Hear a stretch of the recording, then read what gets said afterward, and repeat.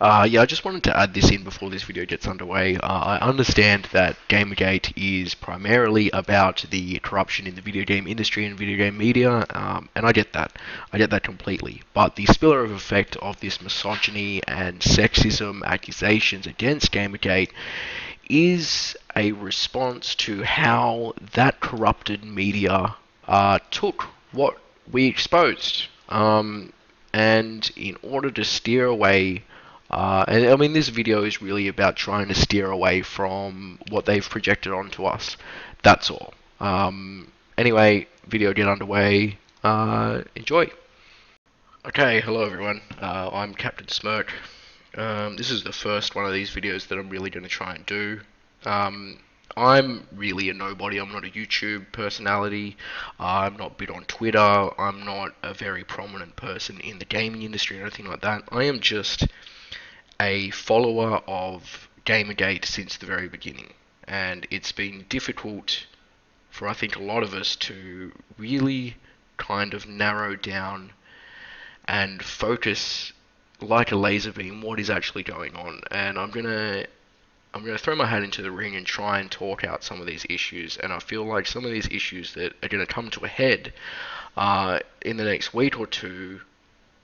The next week or two are really kind of very critical for where we're going. Now, I do work in the video game industry, but I don't work as a dev or anything. I don't work in the media, stuff like that. But I am somewhat connected to the gaming industry, so I have somewhat of an investment in what's going on. And really, what I'm seeing happening, especially since Anita ran to the mainstream media, when you've got Huffington Post coming in, New York Times, uh, is there is way too much noise. And I feel like in the mainstream media beginning to pick it up, pick the Gamergate issue up, there has been a complete misdirection into the harassment and into the claims of sexism and misogyny and stuff like that. And I feel like the Gamergate movement itself is getting caught up in the Tumblr style arguing on Twitter. And I mean, even with Line Street, I'm a huge fan of King of Pole, big fan of Internet Aristocrat and all that kind of stuff. And I mean, just tuning in to their stream today, it was mostly centered around talking about Tumblr, and it was talking about social justice warriors and stuff like that. And I feel like that is exactly what they want. They want us to be talking about the sexism issues. They want us to be talking about the misogyny issues. And I feel like talking about those things under the guise of Gamergate is gone too far to muddy the waters. And I think this comes down to how Gamergate itself and how even us as individuals are treating the harassment. We have, I mean, us as a collective movement, we've gone, okay, so anytime you see harassment, any kind of threats, we denounce it, and you use that as proof that the core of the Gamergate morality is anti-harassment and all that kind of stuff, and that's great. But what you've got is you've got big name devs and you've got outsiders looking in who have somewhat of a presence. So you've got people like Tim Schafer, uh, even people like Seth Rogen and stuff like that throwing their hat into the ring. They look at the harassment first and foremost. You can see this even with Will Wheaton back in the day when he was tweeting to Zoe Quinn. The harassment is the worst thing. The corruption is not the worst thing to these people. The nepotism and the cronyism, it's not the worst thing. It is the harassment. So it's fair enough, and it's a complete fair-minded thing to say, well, you don't have any proof that the harassment is coming from Gamergate. You don't have any proof that the threats against Anita in Utah were to do with Gamergate, and that's fine. But we don't have any proof to prove otherwise. And then there's a whole issue of who has the burden of proof. But a reasonable and fair-minded person will say that you cannot prosecute Gamergate as a whole for this harassment because there is no proof. So we should stop talking about the harassment in Gamergate because it has nothing to do with us. I can understand that, and that's a fair-minded point.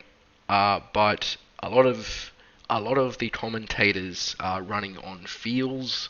A lot of the bigger names in the media are running on feels, especially to get clicks, to get views, like the New York Times. And when you're running on feels, it's I can understand how you can leap and leap and leap to get to the conclusion. Well, maybe someone who agreed with Gamergate is behind the harassment, so therefore, uh, the Gamergate as a whole might be behind the harassment. And in a crazy kind of way, I see that, and that's what they're doing. So I think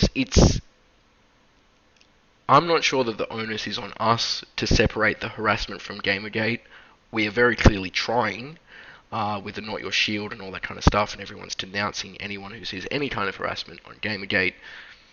The thing is that there is still quite a lot of talk about sexism and misogyny under the Gamergate hashtag, and in the last few days it seems like a majority of what people are talking about to do with Gamergate is still the are gamers, are they misogynist, are they sexist?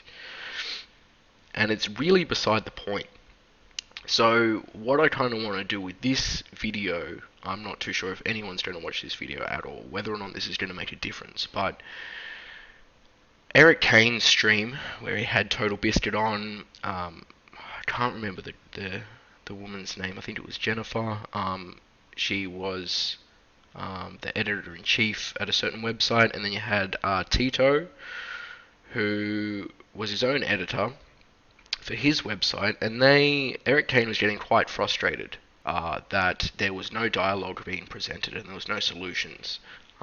Everyone was coming to the conclusion that harassment was bad, and that Gamergate is really about the harassment and all that kind of stuff. But Eric Kane was getting quite frustrated, and I feel his frustration as well, and I think a lot of people do feel that same frustration, that there is no dialogue happening at all. So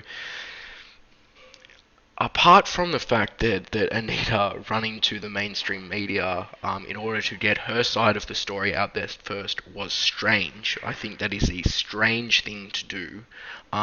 If it is true that she only cares about how women are represented in the writing of video games, it is strange that she would do that. So, but that's kind of beside the point. What it seems like, I'm just going to talk about her last video, the tropes versus women video, and it was mostly to do with, I mean, Thunderfoot's done a lot of good stuff. Thunderfoot has really kind of picked apart her videos and pulled apart the fallacies that are in the videos, and the not so much truthfulness of what she's presenting, and that's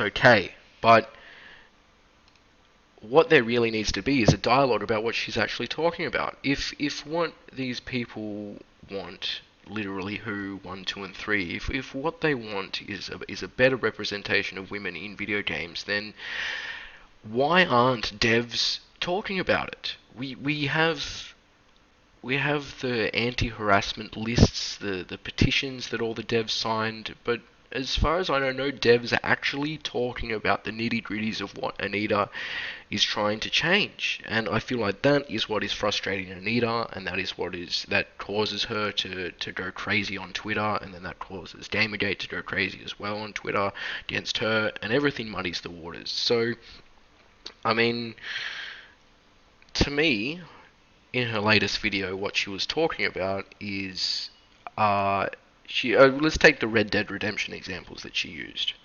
Red Dead Redemption was a very good game. It was a very emotional game. Anyone that I've talked to has played that game.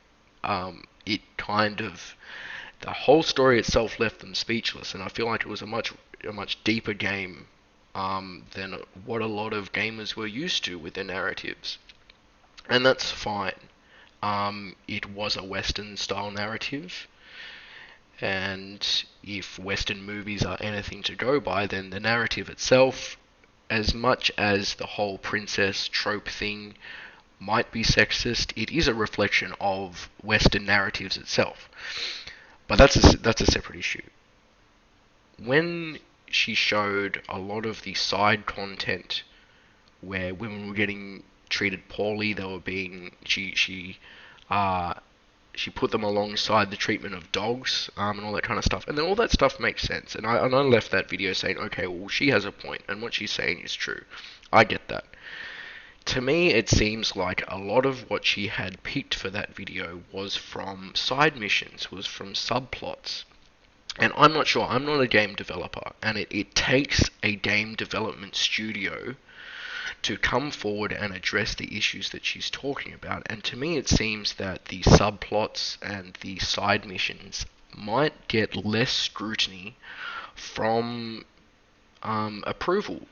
They might get less scrutiny from the higher ups. It might get less scrutiny from the writing team. It might be given to a writing intern. It might be given to a writer with less experience in fleshing out context and less experience with dealing with possible discrimination or sexist ideas coming through in their writing.